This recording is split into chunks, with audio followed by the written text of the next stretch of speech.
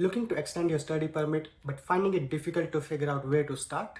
Stick to the end of this video as I'll be discussing how to extend your study permit within Canada with all the documents you will be requiring and how you should arrange your documentation to make it easier for the visa officer to make a positive decision on your application.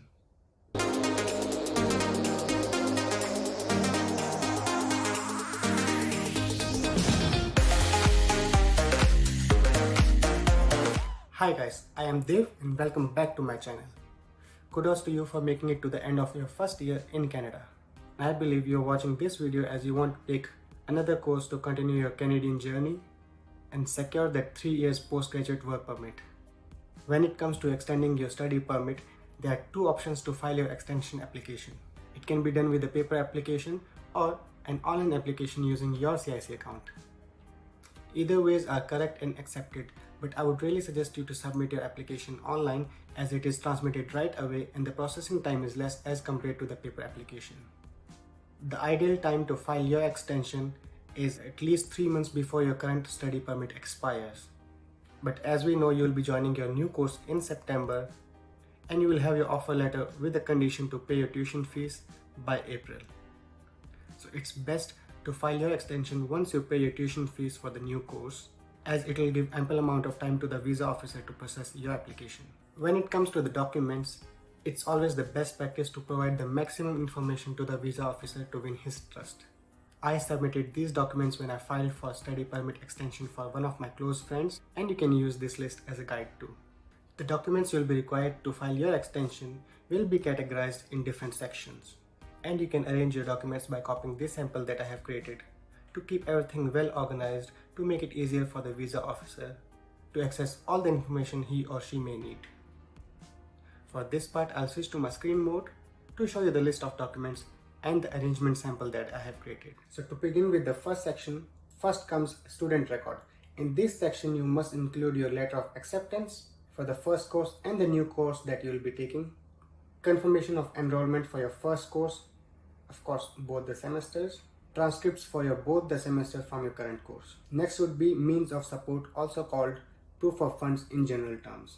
In this section, you must provide that you can cover the entire tuition fees and you can show extra money as well to prove it to the visa officer that you can really afford your second course, and to do that you can use bank account portfolio, which will include your savings and your GIC savings which are yet to be released. Tuition fee invoice, which will show how much money you really need to fund your new course, and your pay stubs from the part-time job, as all the international students work part-time to support themselves unless you're blessed with really rich parents. Next would be your proof of medical. You can use the e-medical sheet from the time you appeared for the medical before coming to Canada, as it is valid for 1 year. Next would be a copy of your passport with all the pages including stamps and visas that you may have on your passport.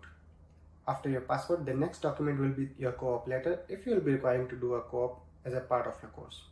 This letter generally comes in a PDF file with your offer letter, so you will be required to split it as a different file. You can use a free online tool to do that. I'll leave the link of the free tool in the description. Next up would be your digital photograph. You can use the same photograph which you used to file your study permit from your home country. Along with these documents, there is IMM 5709 form used as an application form to extend the study permit. I will show you that form in a separate section in this video, and will also leave the link to download this form in the description. But the list doesn't end here. Along with all these documents, there are two optional documents that you can submit. Although it's optional, but I submitted those just to provide more information to the visa officer.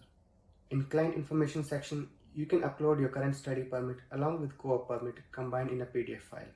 This is just to provide more information about your current status in Canada. Also, you can submit the Schedule A to provide your 10-year history. It was a mandatory part of this application until 2021. However, it is an optional document now. So I'll leave this up to you guys, but to be honest, there is no need to submit the Schedule A anymore as you're already inside Canada. Now let's see what IMM 5709 form looks like and what we really need to do with it. So this is the IMM 5709, and this form is used to extend your stay or remain in Canada as a student. You can fill in all your personal details here section by section. All the details will be transmitted to the visa officer and are very important, so please be very careful while filling this form. So once you're done with all the information, in all the sections which are mandatory or any information that you want to provide in this form, you must come to the end and click on this validate button. So once you click on this validate button, it will also show you if you're missing any sections while filling this form. So you can make your corrections here, and once you're done, you can try to validate again. So once you fill out the entire form and you validate, it will save the form and will give you an additional page along with this form with some barcodes and information. You must use that copy of the form when you're submitting your extension application. Now everything boils down to this point. So let's see how to file our extension application using our CIC account, for which again I will switch to my screen mode and log into my CIC account very quickly. So this is the official website of IRCC, and you can log in to your CIC account using your GC key. So once you're inside your CIC account, you need to come down here to start an application. Of course, we are already inside Canada, but however, we need to choose this option as we need to extend our study permit. So I will click on apply to come to Canada, and then we have to answer some questions here. You don't have any personal reference code, so you can leave this and we can start from here. We need to determine our eligibility and apply online. So I will choose this option. After that, you need to start answering the questions. So I would like to study in Canada. How long? For example, your course is more than 6 months or 1 year, so you need to choose this option. Then we need to choose the passport that you have. As I'm from India, so I will use IND. And as we are filing a study permit from inside Canada, so we need to choose Canada here. Also, if you have any family members, you can put here. My sister is a permanent resident, so I will say yes. And then you mention your date of birth.